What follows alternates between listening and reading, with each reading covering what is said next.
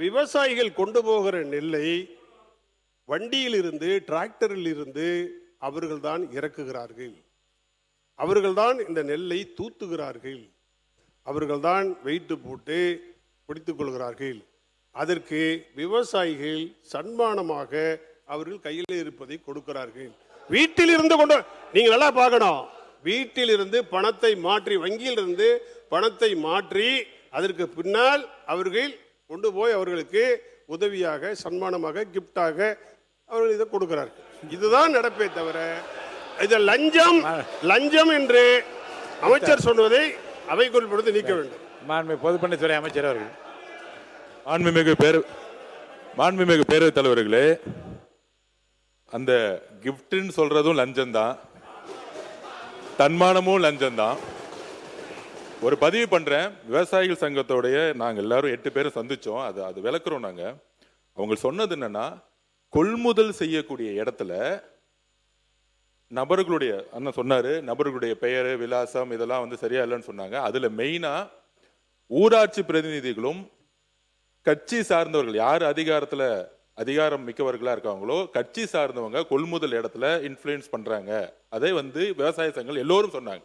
அது இந்த அவையில ஒரு கட்சின்னு சொன்னா சில பேர் ஒத்துக்க முடியாத சொல்லுவாங்க. ஆனா இன்னைக்கு இருக்கக்கூடிய விவசாயிகளுடைய பிரச்சனை இது. இன்னைக்கு என்ன பிரச்சனைனா, அரசியல் தலையீடு கொள்முதல் நிலையங்கள்ல இருக்கு. அந்த கொள்முதல் நிலையங்கள்ல அரசியல் தலையீடாமல் எந்த கட்சி சாருக்கு கூடாது. அது டிவிகேவோ, டிஎம்கேவோ, ஏடிஎம்கேவோ எந்த கட்சியும் இருக்கக்கூடாது. இதுதான் எங்களுடைய நிலைப்பாடு. எங்களுடைய முதலமைச்சர் கொள்முதல் நிலையங்கள்ல அரசியல் தலையீடு இல்லாமல் நேர்மையான முறையில் கொள்முதல் நடக்கணும்னு நினைக்கிறோம். இப்ப அண்ணா சொன்ன மாதிரி 40 ரூபாய் 50 ரூபாயும் கூடிய சீக்கிரத்துல இருக்கக்கூடாதுங்கிறத எங்களோட நிலைப்பாடு. அதுக்கான தீர்வை அமைச்சர் சொல்லுவார். மாண்புமிகு உணவுத்துறை அமைச்சர் அவர்கள். இப்போ விவாதம் போதும், உட்காரு, நீங்க பேசுங்க. உணவுத்துறை அமைச்சர். இல்ல உணவுத்துறை அமைச்சர் முடிங்க சீக்கிரம். இல்ல நான் எப்பவும் அருமையான கருத்து.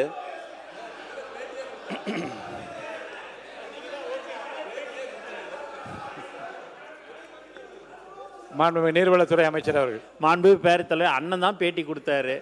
அண்ணன் தான் பேட்டி கொடுத்தீங்க. அதை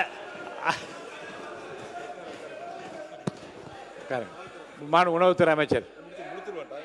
மாண்புமிகு பேரவைத் தலைவர்களே, அருமையான ஒரு நிகழ்ச்சி இன்றைக்கு.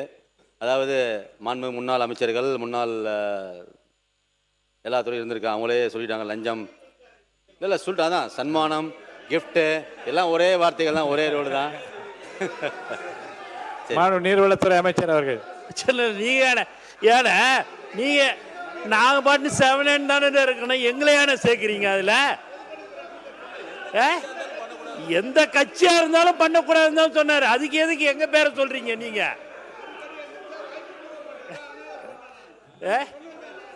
இல்ல அவரு எந்த கட்சியாக இருந்தாலும் சொன்னாரு.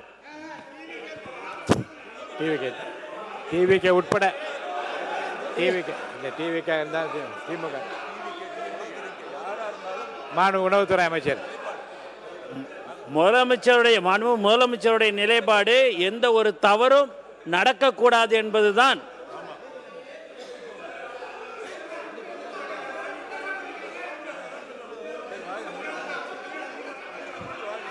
சரி வந்துடுறோம். உணவுத்துறை அமைச்சர்.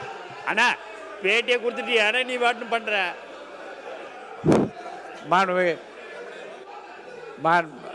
இனி இருங்க. அரசு அமைந்த பிறகு, முதலமைச்சர் அரசு அமைந்த பிறகு இதை களைவதற்கு பல நடவடிக்கை மேற்கொள்ளப்பட்டு வருகிறது. நம்ம முதலமைச்சர் அரசு அமைந்த பிறகு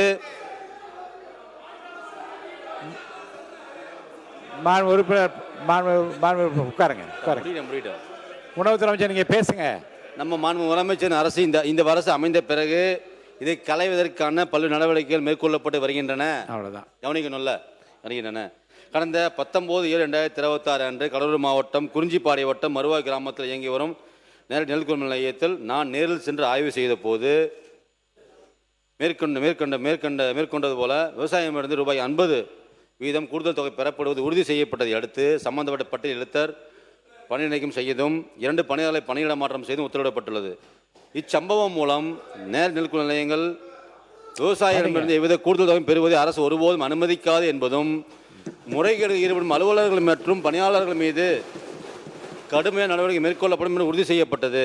மேலும் முறைகளில் ஈடுபடும் தனியார் அரிசி அரவை ஆலைகள் மீதும் இவ்வரசு கடுமையான நடவடிக்கை மேற்கொண்டு வருகிறது.